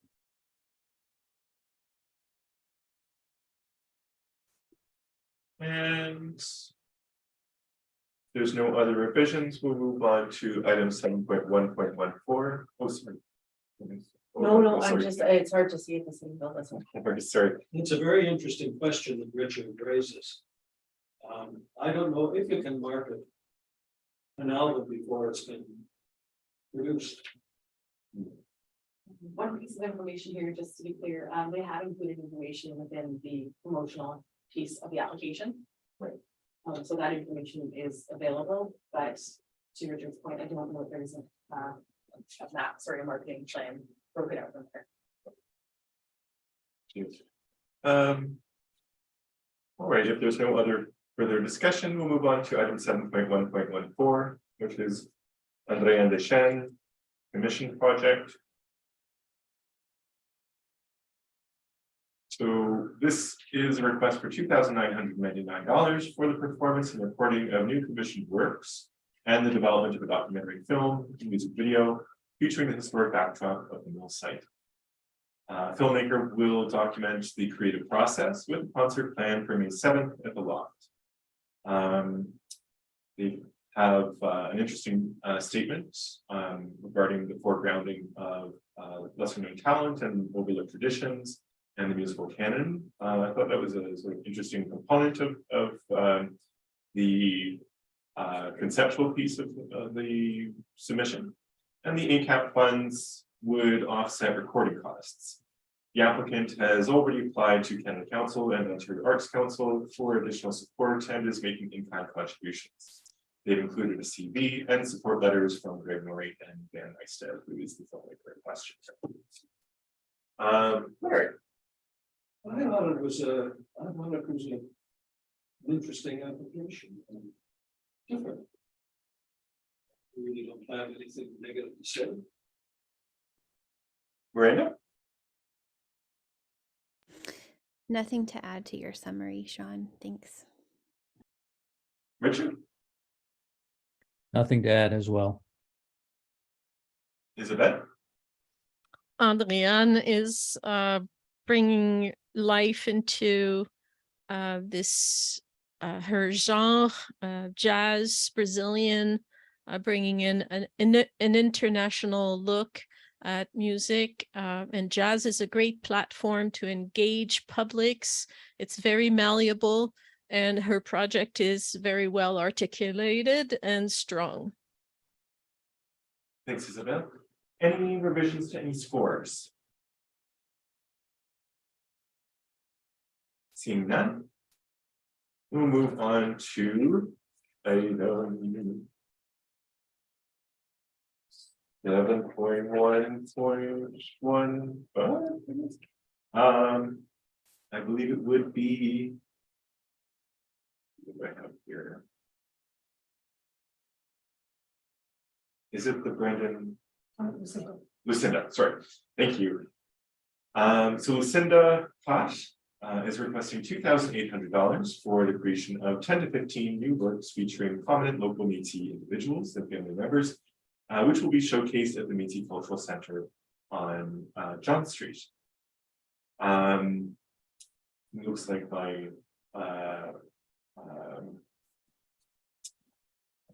notes were initially I've lost some of them here, they've been cut off here, but in any case, from my recollection, the fees would go largely to materials and the artist, and the they had indicated a personal connection with the genre and as well, or the subject matter of the painting.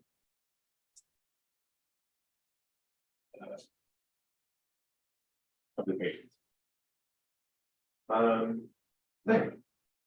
I thought it was just an excellent application. I gave it a score, and along with one other, of all the scores I gave, I thought it was very interesting. This lady is very experienced. And again, it's going to beef up our indigenous Métis community. I think that's really important. I think we should be really supportive of people. Okay. Let it go. Miranda? Yep, just looking over my notes. At one point in the application, I also think it's a great application. I'm really curious to see what the murals look like. I would have liked to have heard more about the community consultation that she's planning to do. She describes research, and she does mention talking to the community, but she doesn't elaborate on that. I also noticed that with the budget template, which doesn't, I have a note here, doesn't conform to the template for the application. I'm assuming that all of the expenses are to be covered by ACAP with no other contributions. And I think that covers it. Thanks. Thanks, Miranda. Richard? I thought it was a really strong application. My only point is it appears that she lives in Victoria, although she has strong Sault Ste. Marie connections by that. So my question, I guess, is the program, our cultural assistance program, is it specific residence related, or it doesn't really matter because the product is going to be delivered in Sault Ste. Marie? And I guess that's my question. And I would say it's towards the latter, but I'll defer to staff if there's anything you would add. In the past, we supported organizations that might not necessarily be based in Sault Ste. Marie who are providing programming for Sault Ste. Marie. And I think that she divides her time living between Sault Ste. Marie and Victoria, so she does reside here for a portion of the year. Thank you for the clarification. Isabel? She's going to be working on the Myron ancestry, and I think that's fantastic and fascinating, and I can't wait to see that. Thanks, Isabel. Any revisions to scores? Seeing none, we'll move on to. Was it Brandon? Yes. Yes, Brandon Rupp, album project. The applicant is requesting funds for the production of an album for their work as a singer-songwriter, rooted in genres from folk, blues, and Americana. They're requesting $2,500. The recording will take place at the Loft, recorded by Greg Norrie, with a plan to release a number of singles prior to the full studio album. The total fees are expected to be in the neighborhood of $5,000, with $3,500 for the recording studio and the remainder for musician fees. Isabel, we'll go to you first. Any additions to? Yeah. your comment? Could you raise my score to by 1 point, please?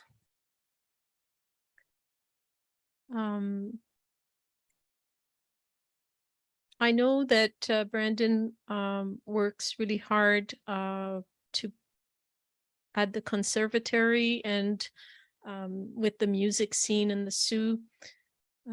So he's really good, and that's all I can say. Very, very good. Any other revisions? Nope. All right. We will move on to the, wait, what have we done? That was the last application. Wow. Okay, so, and we have 2 minutes left. Sorry, Mary. I have a comment about this. Yeah. It's interesting because he's obviously been in the music program at Algonquin University, so I think he's had exposure to the community. And he's quite open about it. He's gone to Greg Norrie to do a recording to kickstart his career. And I think that's a good decision. And I think I support it's different than a lot of the other kinds of artists that deal with them. You know, if you're going to paint and you watered it down too much just because you didn't want to waste your paint, you know, it's not going to turn out very well. Well, I think this guy has been encouraged to, you know, to go to somebody, to work with somebody, collaborate with somebody who knows, is experienced, and God bless him. Again, it helps the recording industry in Sault Ste. Marie. It helps the Conservatory of Music, and maybe even Algonquin University's reputation. I went to Algonquin University and ended up recording an album. Virginia, you should get Donna back in. We have to wait till we vote on the amounts before she comes back in.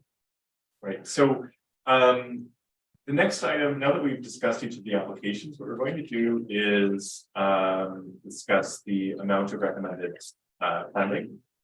The what we have historically done is take the amount of eligible requested funding and then apply a the same percentage score essentially that they have received on the overall scoring of the application. So this is the principle of having the scoring guide the distribution of the recommended funds. Now, in this case, we can see that this results in a redistribution of the application. So you can see that they are now ordered in, or they're arranged in the order of scoring from the highest to lowest. So the highest scoring application was from the Métis Nation of Ontario. And then we had 2 other applications that were removed from the total. If we scroll down to the bottom, we see that based on this distribution, we are still $21,000 over budget for what we actually have to distribute. So we have $47,040 available to us to distribute. Historically, what we have done at this point is either apply a new threshold. So say where previously we had it at 60%, you could raise it to, let's say, 70% and then see how many projects drop off. Another route that you could do is to say proportionally decrease the requested funding across all of those applications that have ranked in this range. So, or we could do a bit of both, but if there are other ideas that certainly that is open for discussion as well. Why don't we go run through just and as brief as possible, express your preference here. Larry? I'll just repeat what I did at the last time. I prefer the proportional application because everybody takes a little hit and it's not all or nothing for some. So, and I don't think, given the amounts here, that anybody's going to be hurt. They're going to be very happy to receive. Thanks, Larry. Miranda? I'm not sure. That's okay. That is a valid opinion. Richard? I think proportion unless somebody, I mean, we've gone through the whole process of evaluating in some fashion each application. So we've given them all the marks and we've set a criteria that you had to get above, but you didn't get any funds. So proportion for me. Isabel? I agree. So we'll take this proportionally then. So we have the initial proportion that has been distributed here that has a still over budget. Should we see what it looks like if we do a proportional decrease of let's say 15%? Or look, should we start at 10? 10 and see? Start with 10 and Start with 10. Yeah. That's, oh, should be. Time adjustment. No problem. It's really hard to see at the same time. Oh.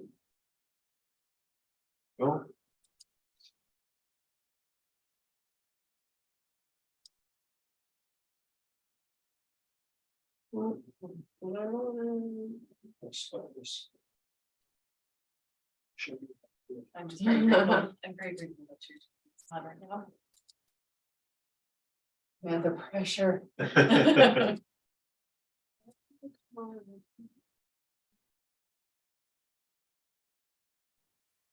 Sorry. No, you don't have to apologize. This is especially awkward for everybody looking at this. All of that. Yeah. So sorry. You know, So, that's not pressure. so that brings us down by about 7,000. So we are still over budget.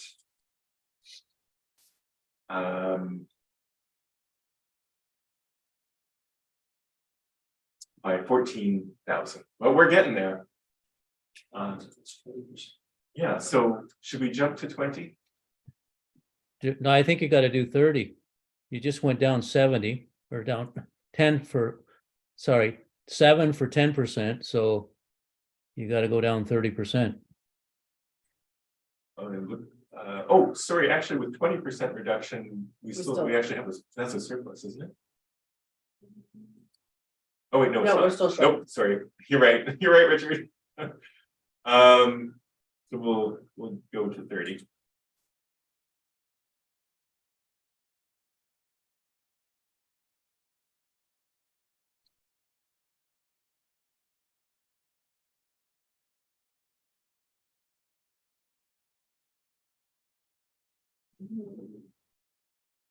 Oh, we're close. Oh, look at that.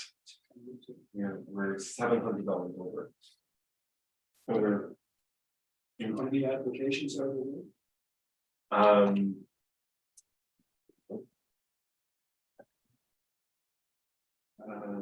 14. we can go down to 14 to 7 is so much.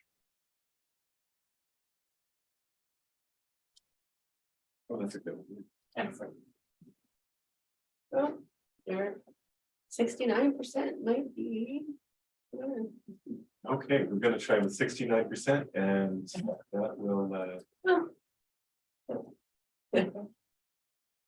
We'll be done with Excel sheets by the time we're finished. If you reduce each one by $50, it should be right on the button. There we go, $19.06, we're off. Okay. So. We can reduce everything by $1.50. That's okay. Okay.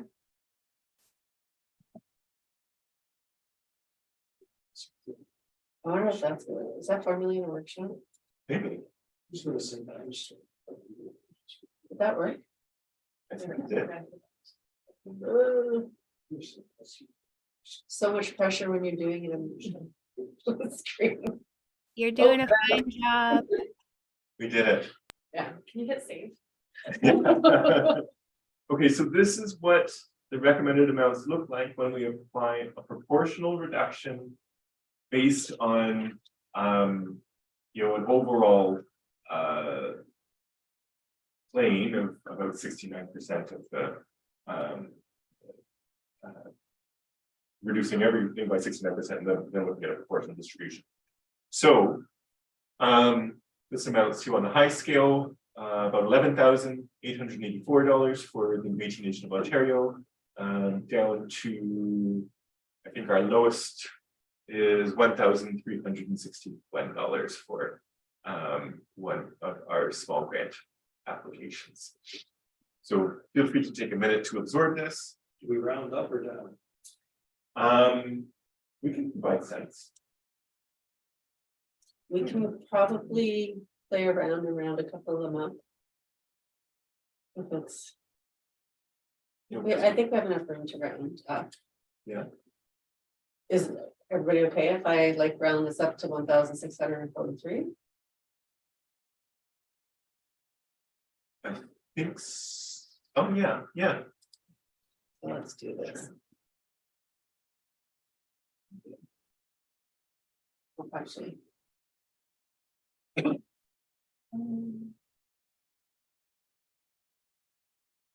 Leave those. Are you okay if these ones stay?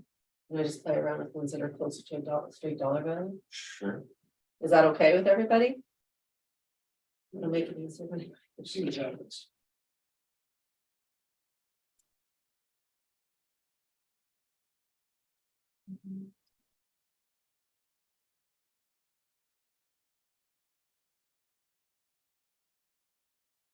Sorry.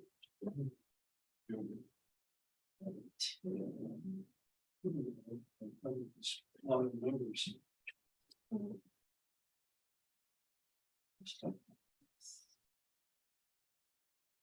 Sorry, I'm just gonna fix this formula.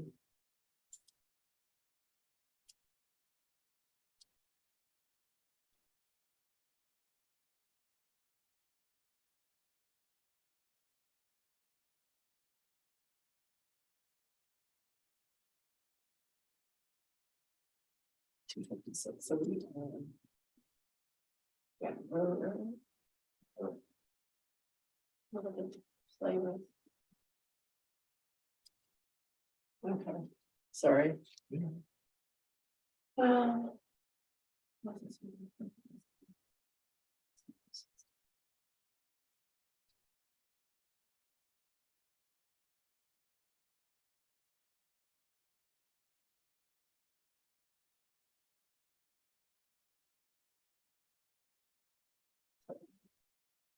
I'm writing them down on my sheet at the same time.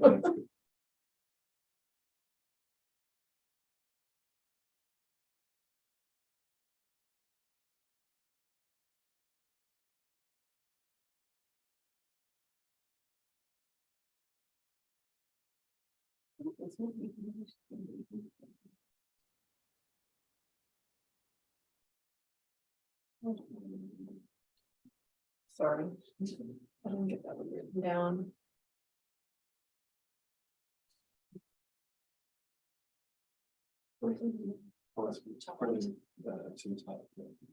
Sorry, I have a terrible glare on the screen right now. Which one was on?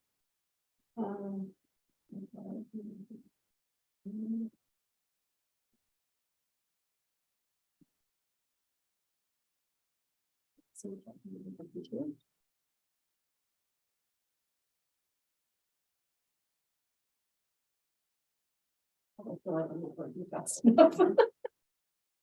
We're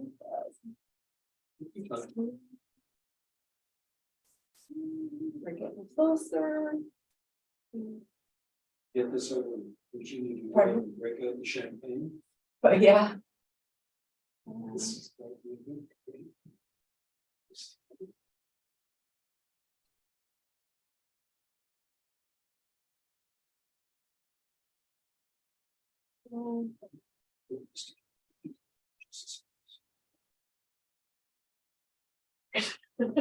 Pardon me. Difficulty putting together the application and the Yeah. spreadsheet.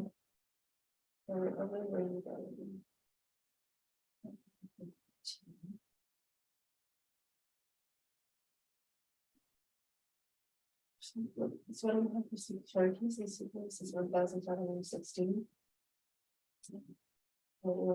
Susie of our workshop. 1,654.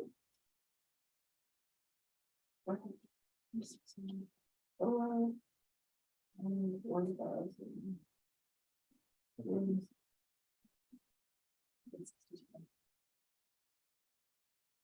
1,362. All right. So just.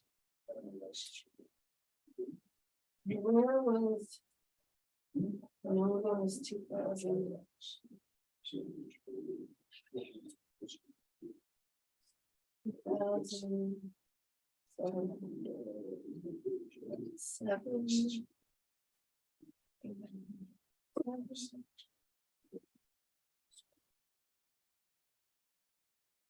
Okay, all right, let's just do.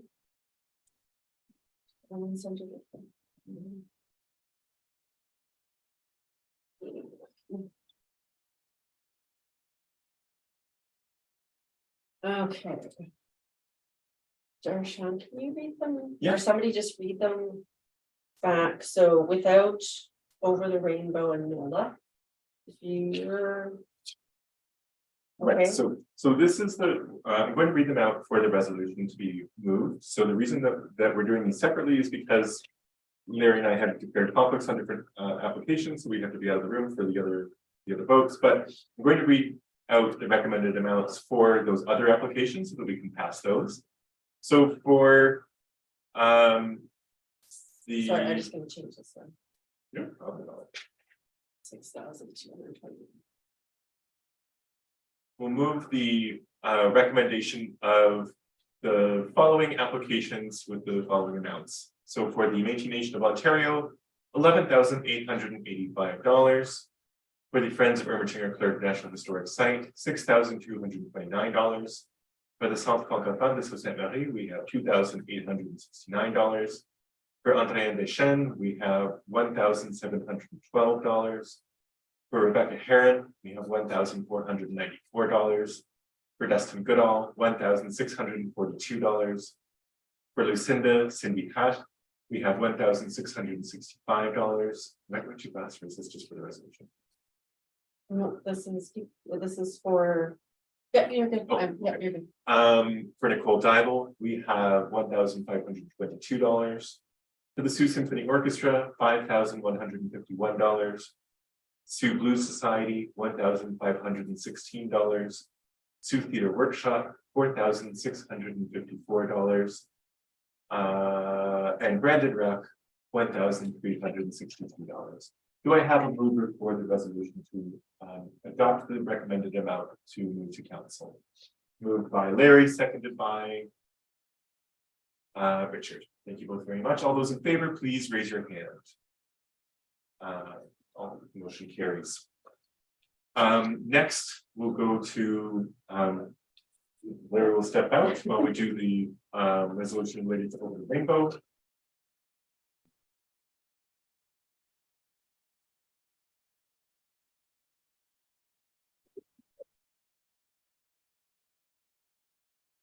And I'll come and tag you out. Okay. Or tag you back in, I guess. All right, then this resolution reads for the recommendation of Over the Rainbow to receive $2,552 to be recommended for dispersal and move to council for approval. Do I have a mover? Moved by Miranda, seconded by Isabel. All those in favor, please raise your hand. Great, motion carries. All right, so next I have a conflict, so we'll need somebody to step in to be chair. Do I have a volunteer among you?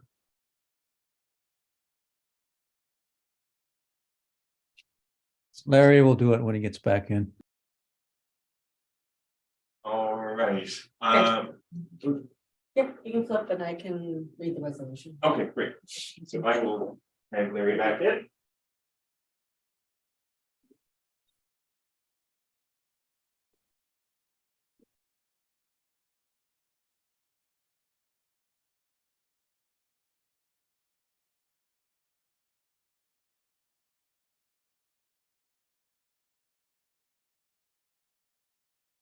We're almost there, everybody.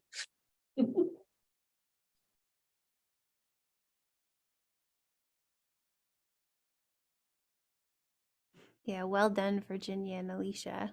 Thank you. Thank you for all your work on this. Concentrating, so. That was fun. Yeah.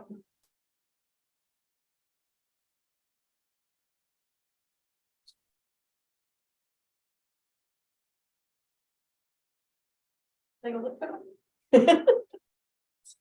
He disappeared.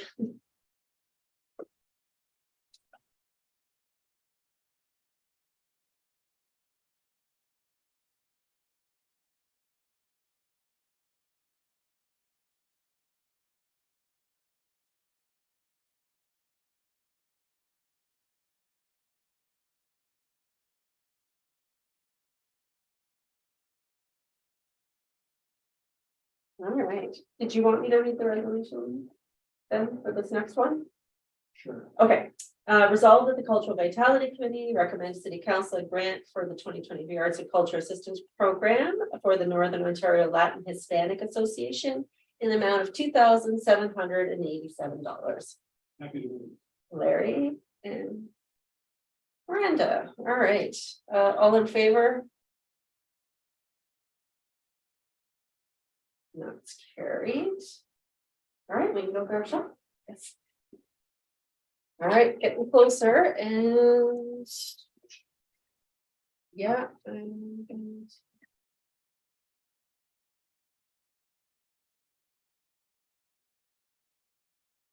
All right, so we are done our adjudication of the Arts and Cultural Assistance Program for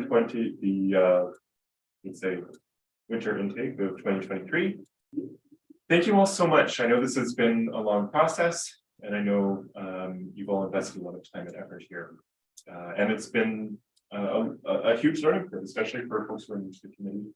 But you've all done great work, so I just want to express my appreciation for that. The next item that we have on the agenda is correspondence. I don't believe that we have any correspondence to include. No. Sounds good. So our next meeting is May 17th, 2023 at 4:30. 1:30. And everybody have a great day. We'll need a motion to adjourn. Is there a mover? Moved by Miranda, seconded by Isabel. All those in favor, please raise your hand or otherwise indicate. Great. Motion carries. Yeah, a lot of really interesting. Yeah, that would we could have some good discussion. Well, at both meetings. Are we gonna do that? Oh, absolutely. I think that's especially so many of them I think are really relevant to the cultural forum that we put on the agenda for the new meeting. And a lot of them too, they've been sort of projects that or items that they've been things that I think everybody's wanted to address for a while, but we haven't been able to dedicate that time. And I think Now we have the opportunity to do so. We've had a relatively different group of kinds of applications, Very different. Yeah, which is good. yeah. Except for the-